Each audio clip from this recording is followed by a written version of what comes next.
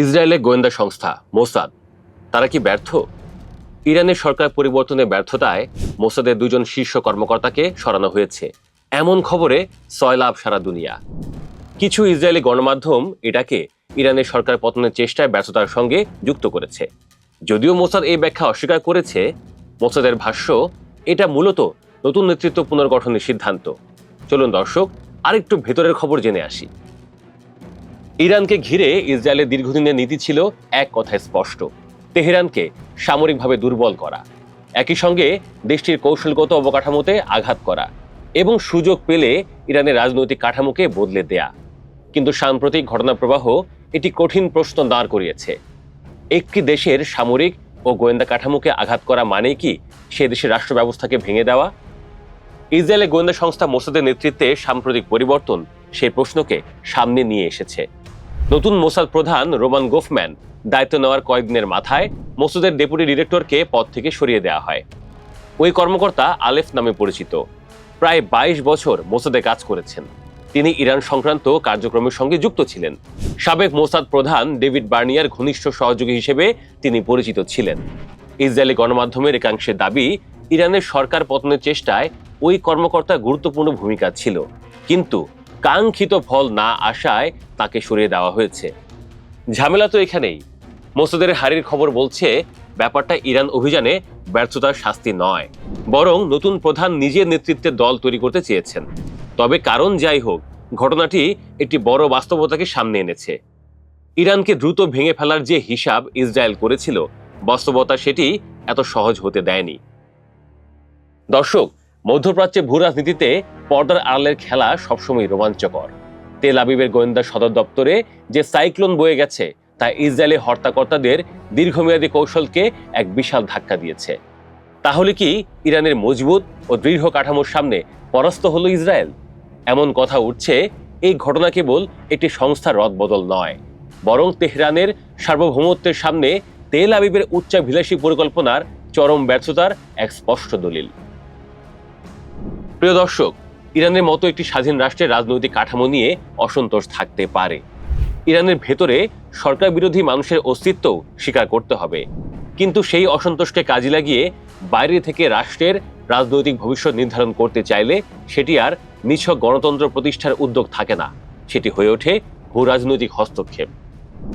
Israel ও তার মিত্ররা হয়তো ইরানের সামরিক অবকাঠামোতে বড় ধরনের ক্ষতি করতে পারে, গুরুত্বপূর্ণ কমান্ডার, বিজ্ঞানী কিংবা অবকাঠামো ধ্বংস করতে পারে, কিন্তু রাষ্ট্র ব্যবস্থা ধ্বংস করা সম্পূর্ণ ভিন্ন কাজ।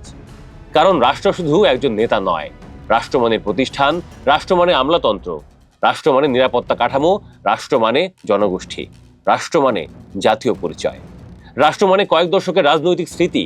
ইরানের ক্ষেত্রে এই বাস্তবতা আরো গুরুত্বপূর্ণ। ইরান কোনো সাম্প্রতিক সময় তৈরি হওয়া ভূখণ্ড নয়।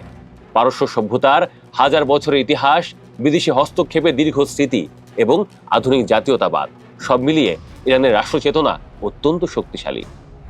তাই বিদেশি হামলা যত বাড়বে, ততই সরকার বিরোধী ক্ষোভের পাশাপাশি বিদেশ বিরোধী জাতীয় সংহতিও শক্তিশালী হতে পারে। এটাই ইসরায়েলের কৌশলের সবচেয়ে বড় বৈপরীত্য। যে হামলা দিয়ে তারা ইরানের জনগণকে সরকারের বিরুদ্ধে দাঁড় করাতে চায়, সেই হামলায় আবার অনেক ইরানিকে বলতে বাধ্য করতে পারে, সরকারের সঙ্গে আমাদের মতপার্থক্য থাকতে পারে, কিন্তু দেশের উপর বিদেশি হামলা আমরা মেনে নেব না। ইরান দুর্বল হয়েছে, কিন্তু ভেঙে পড়েনি। এখানে বাস্তবতাকে অস্বীকার করারও কোনো কারণ নেই। ইরান সামরিক ও অর্থনৈতিকভাবে কঠিন আঘাতের মুখোমুখি হয়েছে, শীর্ষ নেতৃত্বে ক্ষয়ক্ষতি হয়েছে, অবকাঠামো ক্ষতিগ্রস্ত হয়েছে এবং দেশের অর্থনীতি চাপে পড়েছে। কিন্তু এসবের অর্থ এই নয় যে ইরানি রাষ্ট্র বিলীন হয়ে গেছে, বরং যুদ্ধ পরবর্তী বাস্তবতায় ইরানের রাজনৈতিক কাঠামো টিকে থাকার বিষয়টি ইসরায়েলের মূল কৌশলগত হিসাবের জন্যই গুরুত্বপূর্ণ। মোসাদের সাবেক প্রধান নিজে যখন বলেছেন যে যুদ্ধ শেষ হওয়ার সঙ্গে সঙ্গে তাদের মিশন শেষ হয়নি, তখন তার অর্থ পরিষ্কার: ইসরায়েল সামরিক অভিযানকে একটি বৃহত্তর রাজনৈতিক প্রকল্পের অংশ হিসেবে দেখেছিল। কিন্তু রাজনৈতিক পরিবর্তন আর সামরিক বিজয় তো এক জিনিস নয়।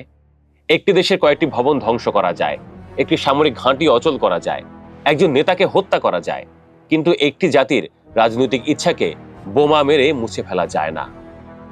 বিশ্লেষকেরা বলেন যে ইসরায়েলের নিরাপত্তা কাঠামোর একটি দীর্ঘদিনের প্রবণতা হলো ইরানকে মূলত নিরাপত্তা হুমকি হিসেবে দেখা। ইরানের ক্ষেপণাস্ত্র, পারমাণবিক কর্মসূচি, আঞ্চলিক মিত্র গোষ্ঠী সবই ইসরায়েলের নিরাপত্তা হিসেবের কেন্দ্রে। কিন্তু ইরানকে কেবল একটি সামরিক লক্ষ্য হিসেবে দেখলে একটি বিষয় বাদ পড়ে যায়। ইরান একটি জাতিরাষ্ট্র। ইরানের জনগণের মধ্যে সরকারের সমর্থক যেমন আছে, তেমনি বিরোধীও আছে। সংস্কারপন্থী, রক্ষণশীল, জাতীয়তাবাদী, রাজতন্ত্রপন্থী, প্রজাতন্ত্রপন্থী বিভিন্ন রাজনৈতিক মত রয়েছে। কিন্তু এদের সবাইকে এক কথায় ইসরায়েলের মিত্র ধরে নেওয়া যায় না। বরং বিদেশি সামরিক হস্তক্ষেপের প্রশ্নে বহু ভিন্ন মতের ইরানি একই অবস্থানে দাঁড়াতে পারেন। এই জায়গাতেই ক্ষমতা পরিবর্তনের কৌশলের বিপদ। কারণ বাইরে থেকে চাপিয়ে দেওয়া পরিবর্তন কখনো কখনো সেই সরকারকে নতুন বৈধতা দিতে পারে, যার বিরুদ্ধে ক্ষোভ তৈরি হয়েছিল।